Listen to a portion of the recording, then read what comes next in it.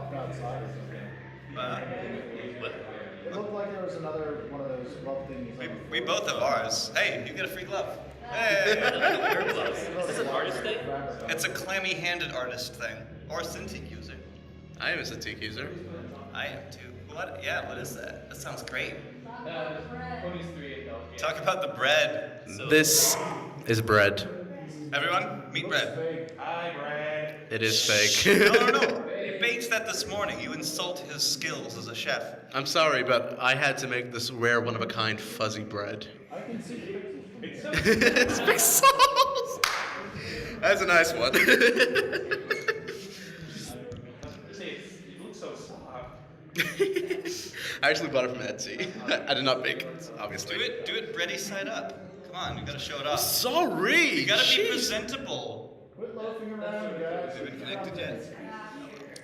We're waiting for the. Well, yeah, basically. Right now, we are waiting for the internet connection and some other stuff. But, Well, yeah, basically we just- But before we start, why did you guys want to come to this panel to begin with? What interests you? Why are you here? Yes. Yes. Yay! Oh, thank you. very much. you. Sounds like Well, something creative. his. Technology runs too long. Okay. Are there any topics in particular you want us to cover? Because this is a kind of broad panel about the creative side Yeah, of the the creative fandom. side. So, but is there anything? I have the same question. Welcome to hell. Well, we made it. I made it specifically broad so we could gauge audience reaction and see what particular topic they want us to talk about specifically. Wait, so you started a panel so that we could have people come to TJ the panel started. and tell us what to talk about. TJ started the panel. That's how we originally got involved with BABScon before I was even involved with staff. TJ was the one Obsidian asked TJ to do the panel. Remember? And now he's not here. He's not here. He's not here. Oh, We're he's trying the to get third- him here okay. via He's a no. Skype, but I don't know if that's going to work or not. Yeah, we're trying to Skype our two other co-hosts. This room is apparently made of lead. Yes, Yes, Cookie. So I'm pretty sure this doesn't talk about horses. So. No, we're not going to talk about horses. What's up? No. Horses? Horses? Who saw the Bob's Burgers episode? Good question. Anyone? Which one? The Testicle? Equestical, Not testicle. the Equesticon in Bob's Burgers, Sorry, like PG-13. and it was just like a parody of BronyCon. It was actually pretty funny. No, I should say it was the first time I've said that into a microphone. Well, there's a first time for everything. Who here went to the Art 101 panel last night? I think I saw a few of you there, yes. Yeah. Hey! Okay, who here went to any other art or creative fandom type panels like fanfic writing and stuff? Really? Is voice acting count? Okay. Yes, voice acting absolutely Voice counts. acting does It's a count. creative medium to express yourself through the fandom. I hate you all. Everyone who voice acts has no discernible talent. Well, I'm just kidding, you know. Here you guys are awesome. Now, don't be ridiculous. Oh, you. You. Oh, you. I sound so obnoxious, I know. Supposedly waiting for the. Oh, Well, wow, nothing's music. really happening. So we're admiring how. We could just start introducing. What is it? Let's make commentaries about these guys. What is happening next door, even? I think I already did. It's already been out. There's supposed to be like Sunday features. I actually just recently. Yeah, it's actually great. Sorry. Is it starting yet? Yeah, we are. You want to introduce yourselves? Oh. Flavin, do the introduction. Wait. Do we have something? Oh, we've got one more. More people. Yeah, I think we should start with introductions. Hello, everybody, and welcome to the creative side of the fandom panel. This is at BABScon 2014. No, this is a PonCast episode. Treat it like an episode still. I forget how to do It's the intros. episode 6. This is episode. Welcome number to episode 623 right now of the Tumblr podcast. 623. We've been doing this for 40 years. This is Exactly. Ahmedz. He is the mod of Raindrops Answers. You did not let me introduce myself. Yeah. Why did you have to introduce me? I wanted to be all fancy. Introduce myself. Introduce yourself. This is actually his first episode since he left the podcast. And that's in, what I in 1997. March of 2003. 1997, yeah. And that was how I used to introduce you. I'm sorry. Well, let me say Hello, everybody. I'm Ahmedz, and I draw the Raindrops Answers Ask blog on Tumblr, and I also drew horse art and stuff, and yeah. I'm dumb. And this, of course, is Chocolate Pony or South Park Taoist or Stratus. Yeah, and I'm head of design for BABScon. I did your ugly little badges and the other stuff. He keeps on complaining that I drew the leg backwards, and even not just me. when Leakfish was on the panel last night, she even said that. I was like, whatever. I am Flavinbagel. I was for some time the mod of Ask Gamer Ponies, and I also still am, if you can count it. And I also drew some of your lovely badges. If anyone has Any a high badge, society folks here? anyone with a Tommy Wiseau badge, He did draw Tommy Wiseau. I did. Tommy Wiseau is on the And badge. I had to approve them because I'm head of design, and I did not know why he drew Tommy at first. I was like, San Francisco. and yeah, then I realized San Francisco. It makes perfect Sorry, sense. the panel's closed. You can't come in. And this week's guest on the podcast is Villa. Oh, I'm my guest. Are you serious? You want to be a guest? Yeah, wanna be a guest? Yeah. When's the last time you've been on the podcast? Was 12 episodes ago. Never. No, she was. She was for 2 episodes. Inky was I on. was in. No, Vella was on I once. don't think Val was ever on. Oh, We haven't had Villa. Vella. Vella, please be a guest on the podcast. You can share my microphone. Yay. Because Hi, I'm here. Hello. So Dream can't be with us. So this week we have Vella joining the podcast. Introduce yourself, Vella. I'm Bella. I run a blog called Ask Star Chaser, and I also knock over microphones. So that's a thing. There. You know, there's like kind of plugins. You also are a talent. Am I what? You're a talent. No. Shush. She draw good. She's a talent, of course. So as you can kind of see, a common theme between the hosts and the guests we usually have on the podcast are that we are, Our friends. and we're mostly grouped on Tumblr, the Tumblr platform. That's where we mostly put most of our artwork. And it's not just artists. We also have a lot of writers who use Tumblr as a format for getting their medium out. Musicians, animators. So Tumblr is a good way to actually share some of your. If you're starting out, it's a good way to actually start sharing your initial artwork, getting your name out there, and meeting groups of friends. Because you'll never meet better friends than the folks you meet on Tumblr. Like this guy here. Oh, this is a nice thing But to not say. okay, but not you. It's true that, well, you know, and we don't mean to be just like, hey, look at us, we have friends, we're successful. Ain't it magic? But it really is amazing how kind of starting that sort of thing and being involved in your own creative community, whatever it may be for you, has really made it possible to connect through people, particularly through the fandom specifically. And even though we're no longer friends simply because we just draw horses, we still very much are dearest friends. Actually, the funny thing is, a lot of our friends we made on Tumblr they aren't even involved with the fandom anymore. A lot of them quit. They have either left or they are starting their own independent artwork. But we are still very closely connected. And it's a really great way to get honest criticism, to get help. If we're working on a sketch and we actually need a non's opinion, we know what to say to each other in the right manner, I guess. Yes, we're very good at critiquing each other because we're all very judgmental. Live streams and Skype calls are a great way to actually do group chats and stuff as well. Mm-hmm. What? Mm-hmm. What are we talking about now? No, I'm just saying, like, it's a great way to do what we usually do. What you just said. I agree. Yes, Especially Tumblr as well, because it's very easy to reblog stuff. One of the Tumblr blogs I like following are ones that post our instructions or how to draw art references, type like that, stuff like that. So Tumblr is actually a really great place to get.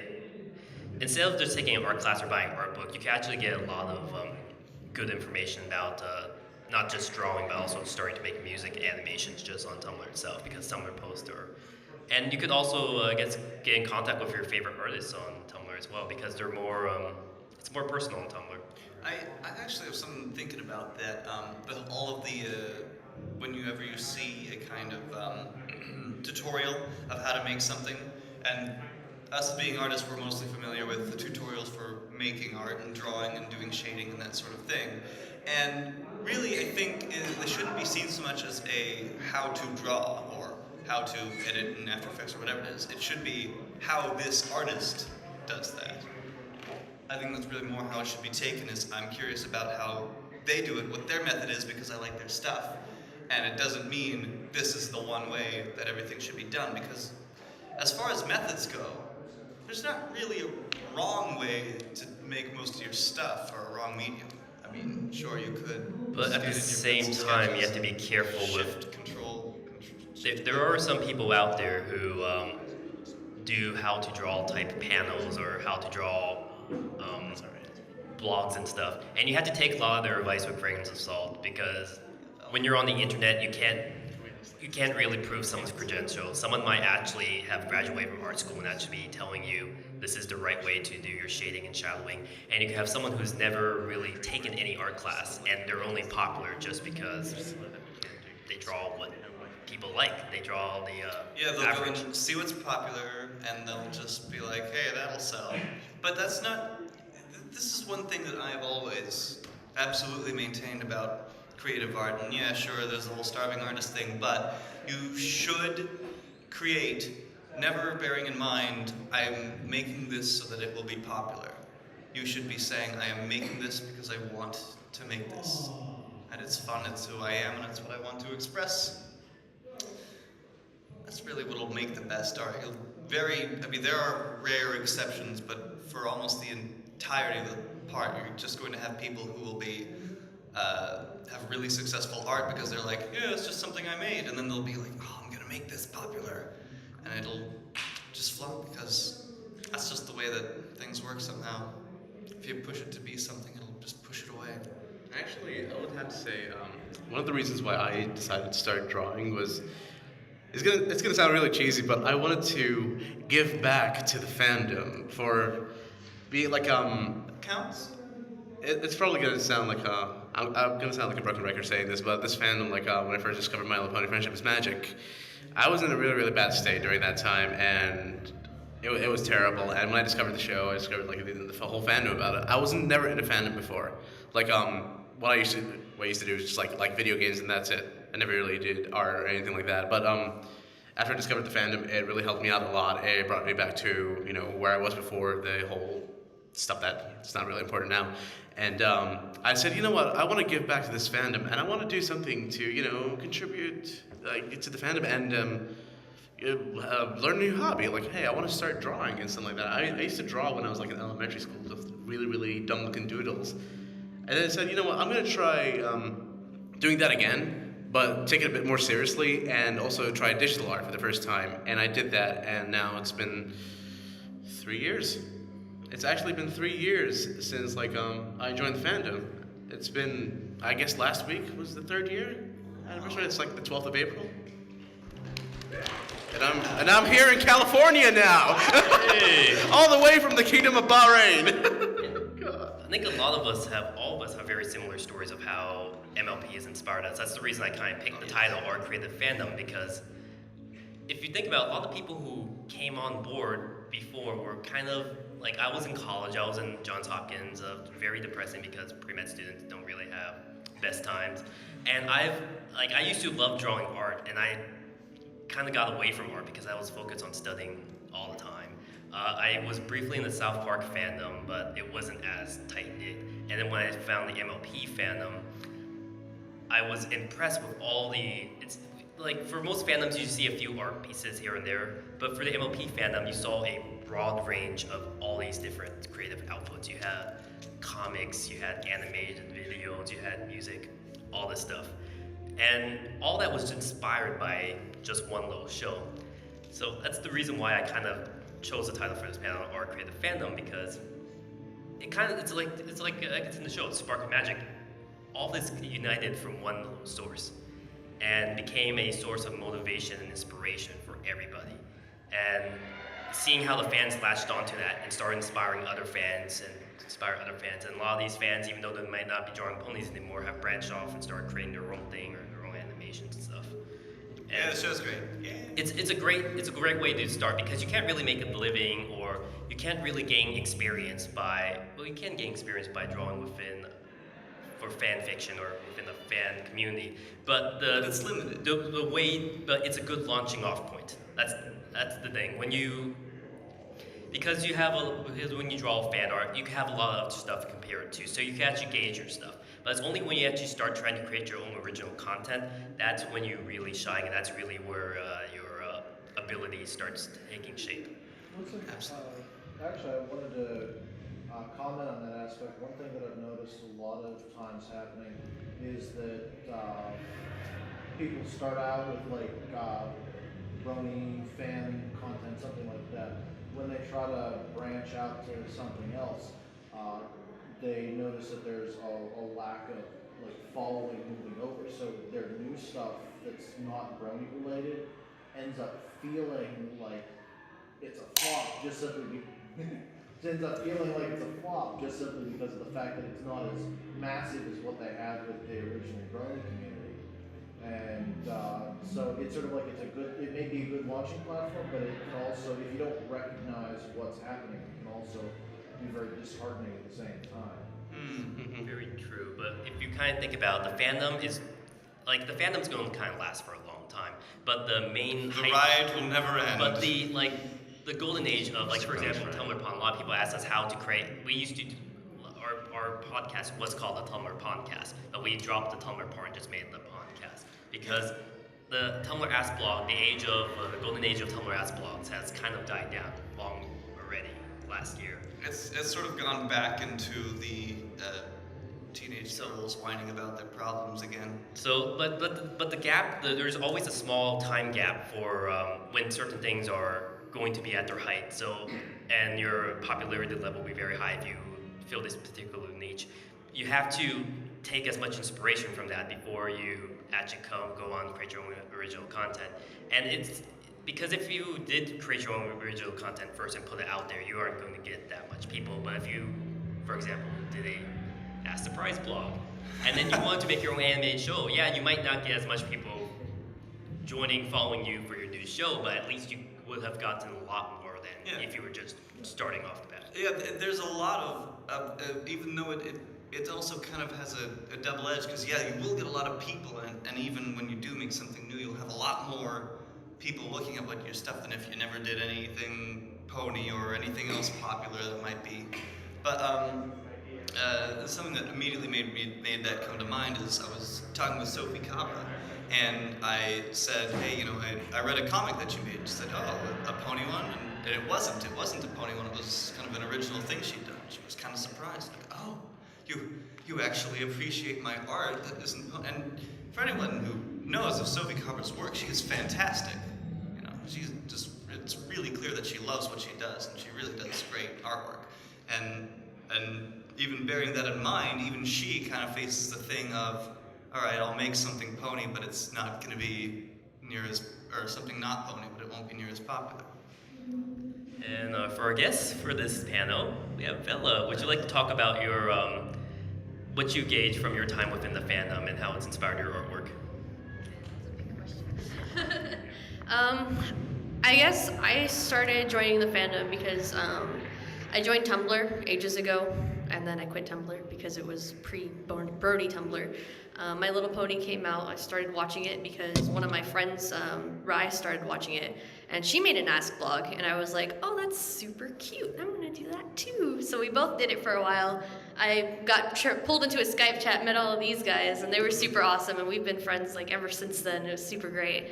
But Pony for me is definitely not like, kind of weird, but it's not like giving back to the community or anything else. It's like really personal in that it's stress release for me. It's something that's super simple, super cute, something I can just indulge in without thinking about like complex meanings or like, oh, do I need to apply this anatomy or whatever. I'm just gonna draw it because it's fun, and that makes me happy, and Pony makes me happy, and that's perfectly okay. You don't have to get really into it, and it's fine if you do get really into it, but either way, the most important thing is that you're enjoying it. Even if you do what you said, where you hopped from being super popular and moving to your own original stuff, and it can be discouraging, but the most important thing is that you are enjoying it, because it's very, very important that you enjoy and love what you do, and drawing is such a fantastic and awesome thing. And even if you're just starting out, people, like, don't be afraid to ask for help.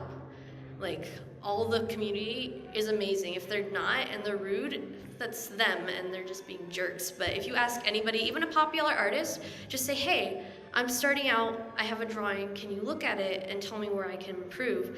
99.9% of them will be absolutely thrilled that you have asked them and will be like, yes, I will absolutely help you, because we've all been there. And it's really great having that support, and don't be afraid to like talk. Like, just don't be afraid to talk. That's really important. Enjoy it and don't be afraid to talk. But yeah, that kind of rambled on. I think a good point a good point you brought up was doing it for fun, and that's a thing a lot of people forget, because especially within the Tumblr community for the MLP fandom, drama is a really, really big thing. Ponies are serious. It begins. No, I'm not going to talk about the drama part, but the idea, no. The idea is having... Sorry, I'm going to make you saying, we had this recorded, I'm going to make you saying ponies are serious my new text tone. The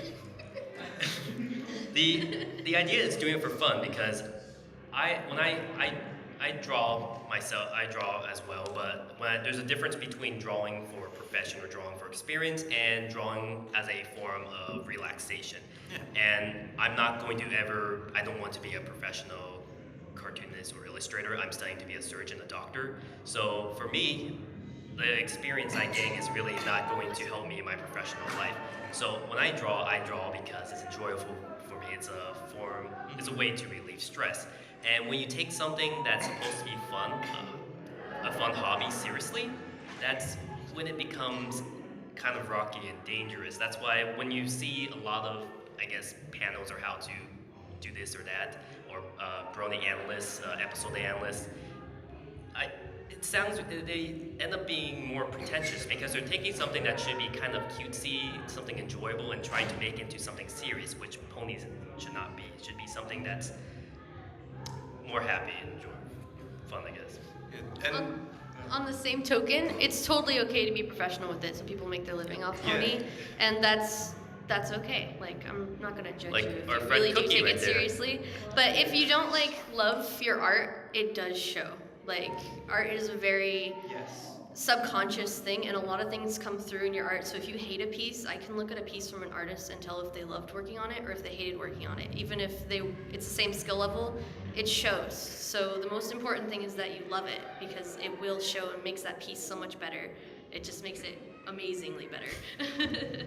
I wanted to point out also on the career thing, since you mentioned, I am studying to draw for a living, basically kind of drawing chairs and pens and whatever kind of products and knives and computer speakers and whatever it is, and detail and perspective and Snails measurement tapes. yes, the life of a designer. And it is kind of that same, it's still a big contrast between if I'm drawing that or if I'm drawing Pony, even though the skills you learn here definitely apply there, etc. But, you know, I'm drawing Ponies, it's kind of, it's relaxing, it's sort of therapeutic almost. Yep. And that's really what's important, that it is something that isn't, something you feel that you are obligated to do. It's a good way to get experience, like you were saying. It's a good launching off point for doing original content. But at the same time, a lot of our friends, we're not going to mention them, they are working now in either the animation industry or comics industry, or doing a lot of design work right now. There are a lot of them. Some of our friends are actually even working for the very folks who create Ponies right now. And it was because of their experience they learned within the fandom, how to draw, how to sketch, that they're now doing concept designs or animation stuff. So it is, if it's something you want to do, if you want to be a professional artist or illustrator, it's a really good. I would say that's their only experience, though. Yeah, experience. But still, it helps. Absolutely. So we have any questions or moment? There's something else. Yes. Yes. In terms of like maybe stuff like as an example, big controversy going on between Hasbro and animations. Would you say that something like that would heavily affect artists, especially if they're going into something You want to say this? Okay, so what was that last part of the question? Because I'm totally all about this. About the industry. She's running. about how the controversy going on between animations and Hasbro is that maybe affect stuff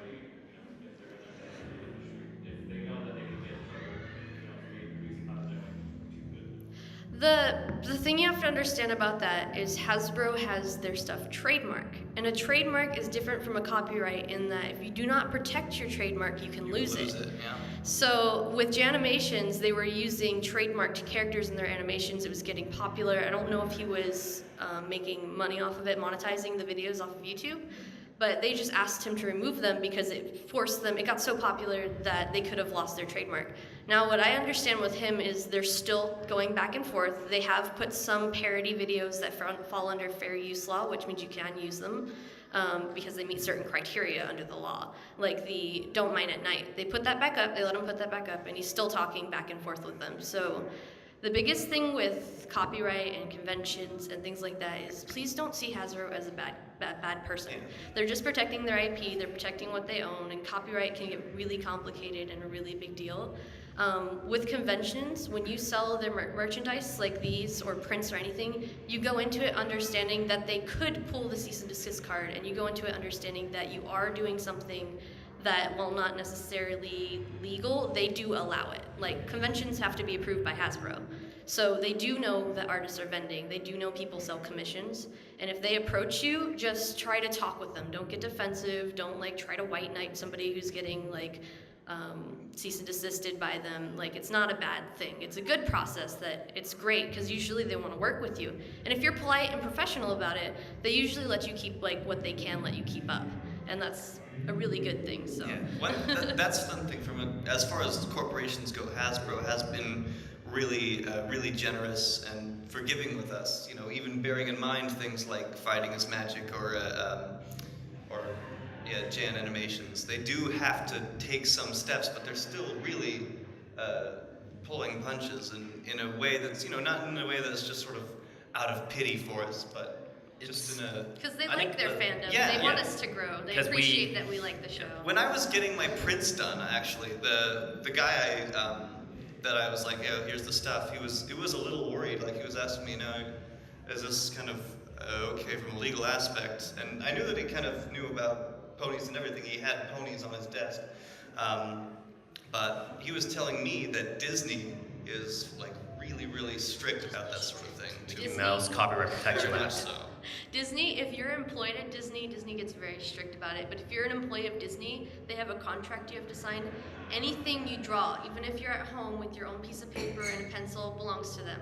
Like, that's how strict they are with their trademark. They get really tricky. So Hasbro is extremely generous. Lauren Faust would never have been able to work for Fighting is Magic ever if it was Disney. And actually looking at it from an industry standpoint, there is a reason why, for example, if you're one to write for Marvel and DC, you cannot pitch them a comic that actually uses Spider-Man or Superman.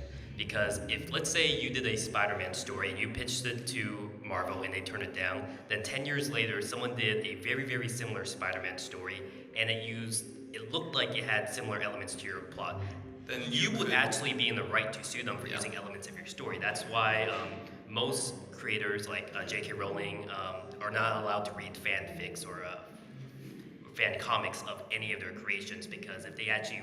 Like the MLP stuff. Actually, J.K. Rowling got in trouble for this because in the 7th book, she had other people helped with the editing of the first 6 books. She actually wrote the 7th book without an editor. And there was a lot of elements of the 7th book that came from fan sites. And came from or resembled? Like there's gaps in the first 6 books of J.K. Rowling's universe. And a lot of fans speculated and created their own headcanons that kind of became the canon for the universe. She came in and she thought they were her own canon and actually used them within the elements of her 7th book and actually got in trouble for that. So that's actually why most companies do not allow you to actually use their characters. Lucky for her, her furniture is made of money, so she was all right. Any other questions? And actually on the idea of parody, on the idea of parody and satire, there's actually certain limits of what you can do. If you, for example, if I wanted to create my own parody of MLP, it has to be considered transformative. Any work you do of parody has to be transformative. There Yes. was there was a satire of Gone with the Wind called The Wind Done Gone, and it retold the story of Gone with the Wind, but from the black maid's point of view, and it added a new layer of the class structure of that day, and they were actually approved. While there was a parody, while someone rewrote the story, Catcher in the Rye, but set 60 years later, and had the same character go through that same story. He didn't add anything new. He just basically retold the story. That was not approved for being published. So if you want to do a work of parody, it has to be considered transformative. That's why Hot Diggity Demon is actually pretty safe, because what he did is he adds a new layer and actually transformed the kids show into something that's... You make what he does sound so in-depth. No, but on a legal standpoint, it would be okay for parody. While, for example, Jan Animation's Button Mash series, it so closely resembles the MLP show. It brings into question the use of Hasbro's... People might confuse it. And that is another thing is Hasbro will also tend to get touchy if it's kind of bringing into things stuff that's just like the show or even from the show. That was kind of a Sonic Double Rainbow had that problem when they found out that it was actually using DHX Media resources, which is why that got taken down. I'll let anyone tell you different. And another thing is kind of if you're kind of doing something that maybe isn't, I'm trying to say this, isn't in the spirit of the show, something that Hasbro wouldn't consider kosher. So for example, Fighting is Magic, they're kind of like, hey, you know, it's a bit violent, it's kind of not quite what the message of the show and the spirit of our brand is really going for. That's kind of where they'll get a little touchy if you're really getting big with that. The main issue if it looks really similar. That's why, for example, Ear Pirates, the infamous Mickey Mouse comic, was which had Mickey Mouse running drugs and doing stuff with Minnie Mouse. It looked so similar to the Mickey Mouse comics published that day. A parent could pick it up, buy it for the kids, and then see Mickey Mouse and Minnie Mouse doing it and blame Disney because it was confused for a Disney comic. Jan Animation's Double Rainbow, they look so similar to the Hasbro show. If parents saw that they made a one-off joke, they could complain to Hasbro, and that's where Hasbro get in trouble. And that's why I'm not really a fan of people who copy show style for animations, particularly because a lot of these animators who work on these, they actually have their own unique animation style. And the reason why Hasbro only uses Flash animations because it's the fastest, cheapest way to actually get it out there. I would prefer someone do it traditional. Yes, of course. But that's kind of the beauty of it is they were given, you know, this Flash platform and then said, you know, make newborn cuties, but here's the new... And they made something amazing out of it. But yeah, exactly. For fans who have more resources, they should try to make something that's slightly different. Do it in their own style. Add their own individual touch to I wouldn't it. say fans necessarily always have more resources. More time, for sure. Yeah, but don't copy the show. And freedom. But don't try to copy the show style. That just limits you. And limitations are bad. In that case. In that case, yes. Little Life for Princess, he's doing it all hand drawn. Yeah. See, that's something Or wasn't Children of the Night. Nine Blanton. Yes, it was two cartoonists. Children of the Night had almost exactly similar animation style, or at least like drawing style, but there was a lot of animation. Yeah, it was way beyond what. There was a lot more traditional is why. They use a lot more traditional elements. And the show does use traditional elements a lot more than many shows of this day, like Johnny Test and other Flash-based cartoons that are terrible. I have mentioned Johnny Test. Family Guy, Cleveland Show, American Dad. Seth MacFarlane sucks. Shots fired. Oh, bang bang. Have you even seen Cosmos with Neil deGrasse Tyson? I watch South Park. Okay. Do we have any questions about fan content or other, I guess, IT issues like that? Well, I don't know. Good. I've heard from some people that like fan fiction on the internet can't be touched by Hasbro. Why is that? Or is that even true? I don't know, That- can't be touched. Okay, so actually I did a panel on fan fiction at an animation convention actually 2 weekends ago. JunCon. This was you. I was a bit surprised. Okay. Well, fan fiction falls again in a very, very sketchy gray category. Like I was saying, if you you can't pitch Marvel Comics your own Superman or Spider-Man story. For fan fiction, it depends on author approval. Like J.K. Rowling kind of approves of fan fiction. George Lucas is actually someone who's a big promoter of fan works. He actually has contests for best fan fictions, and some of the fan fictions for Star Wars has actually been added to the. Sorry, they got universe. to the part in the anthology with the "Ooh, what you say." But for example, George R. R. Martin, he does not like fan fiction of Game of Thrones. He thinks that's a lazy way of actually But it's doing fan it. fiction of existing fiction. The thing is, I actually did a fan fiction panel, and someone else did one right after me. We actually talked about the history of fan fiction, which is kind of interesting because every single work you see right now today, ever since the beginning of time, every single derivative work is fan fiction. When the origins of telling story were oral storytelling from word of mouth, when someone hears a story, they'll tell it to someone else, but they'll put their own touch to these characters. Oh, I like this character more. I have more backstory. I think everything is fan fiction. I think there was an article somewhere that there are really only, I think, 9 stories in all of fiction ever. Right, archetypes, basically. Yeah, it's all the same basic plot. But yeah, sure, there's things tweaked, there's details changed here and there, but it's that thing. That's why The Lion King is Hamlet and so forth. Everything's a derivative of everything. The idea is, again, adding a layer of transformative layer. For example, one of the only novel that Edgar Allan Poe ever published was the narrative of Arthur Gordon Pym. It was a story about a man who took a ship to sail to Antarctica. Edgar Allan Poe ended the story before the guy got to Antarctica. Jules Verne loved that story so much, he wrote The Ice Sphinx, where he continued that guy's story until the point he reached Antarctica, but was stopped by the Iron Mountains and couldn't get to the South Pole. H.P. Lovecraft loved that story so much, he turned the Iron Mountains into the Mountains of Madness and continued the story from there. And then Alan Moore later continued the story, and of course, H.P. Lovecraft allows fan writers as well to work within his own universe. So almost every story is building off a previous existing work. But what would you say is probably the biggest actual on-the-nose fan, like straight up not Fanfic that's being published right now? I would say my guess was probably Wicked. Wicked as a fan fiction. Again, transformative because it's called Yeah, it's alternative. from a It's different called an perspective. alternative perspective. And actually, even the new BBC Sherlock would be considered fan fiction, but it's called a contemporary update or a modern retelling.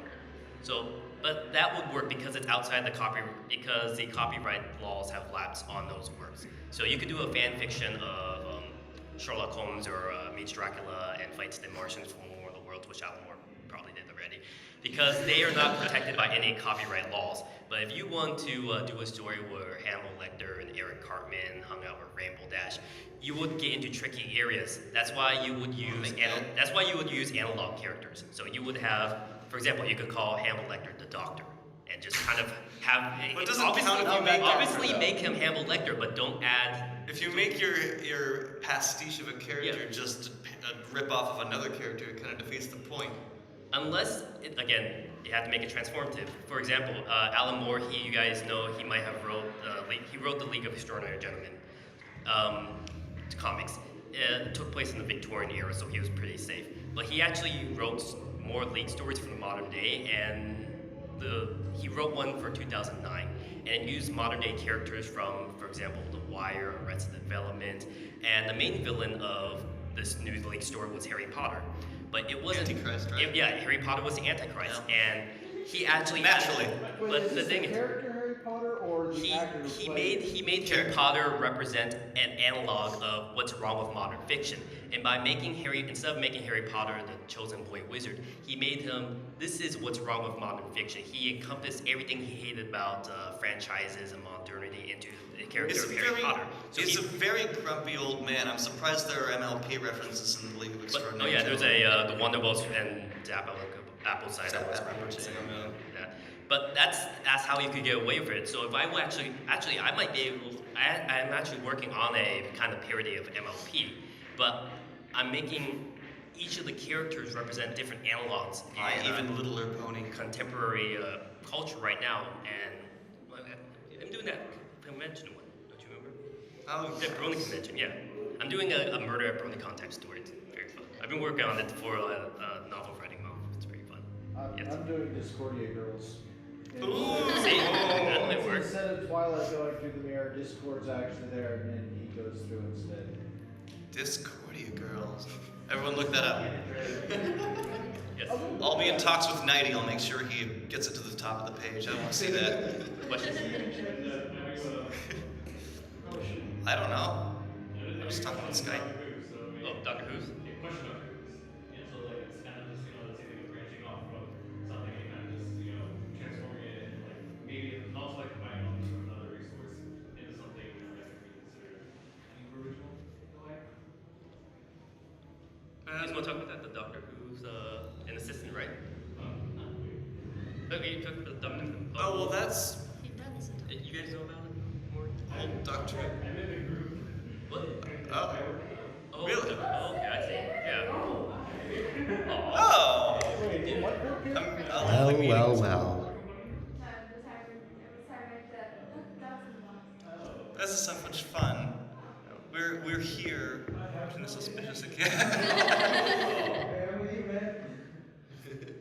Well, you have a lab coat like Cal Payne, so you can just tell people you're related to him. Just lie. I totally know those guys, yeah. We had the same stepmom. So, do we have any more questions? Yes. So in Equestria Girls, when Twilight goes to school with Pinkie Pie mentions that Yes. when somebody, Another Twilight Sparkle. but Sunset Shimmer's been there for a while, and nothing bad's happened there. Does that mean Sunset Shimmer killed her alternate world self? Wonder that too, yeah. Well, was it Cat Food who had kind of an idea about what in Equestria Girls Twilight in the city was like? Oh, she's Twilight's inbred. Hair's back! That's why she's not smart enough to attend school. Guys, this one's obvious, okay? Twilight Sparkle has internet access. Okay? No magic. No one's ever internet seen her. access.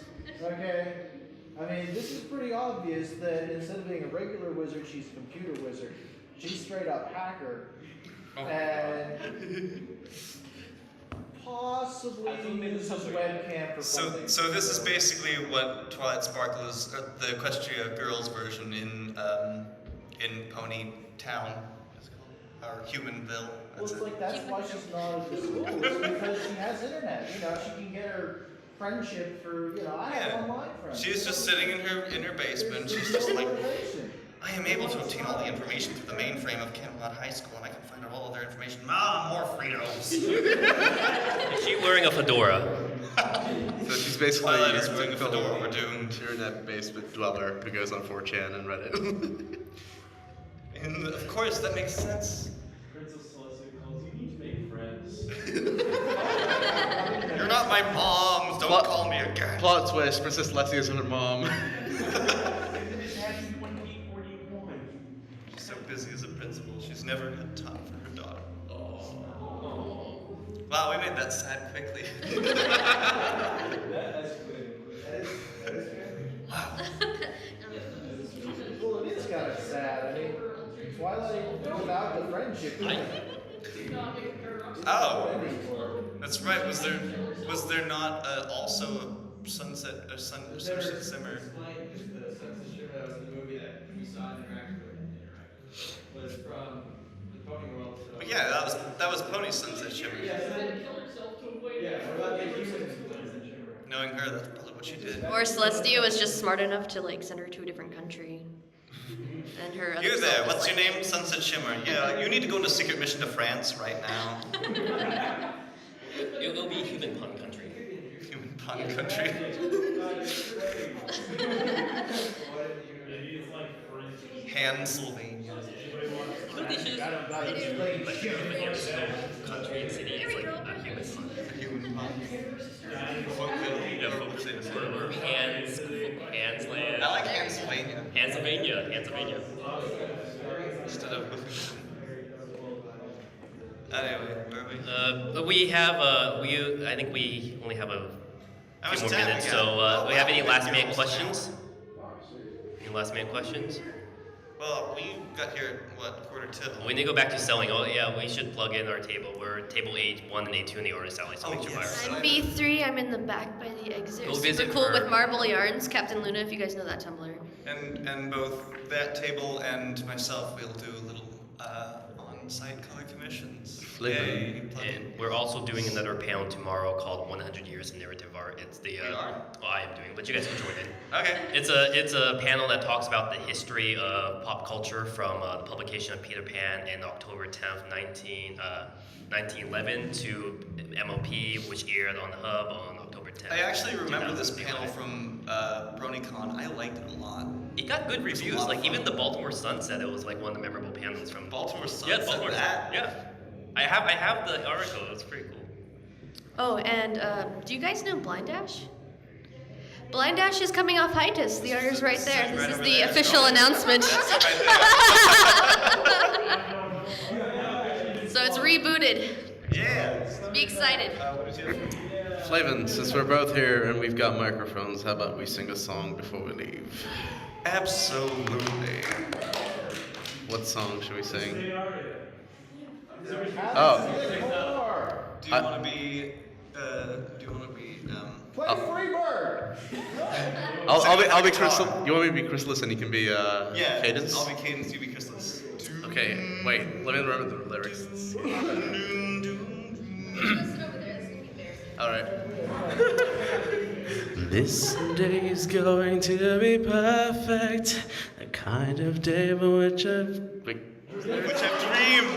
I've dreamed since I was small. Every pony will Gather around, I'll be in my gown.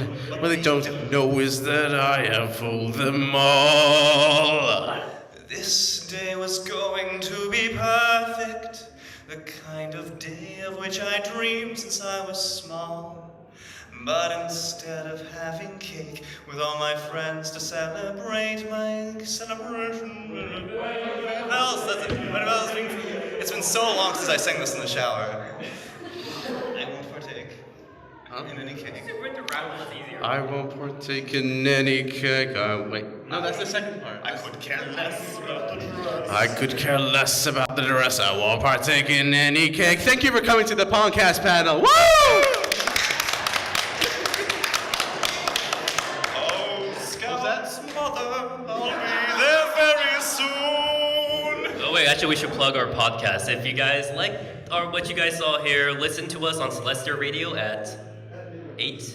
No, don't. That's just TJ being angry. Oh.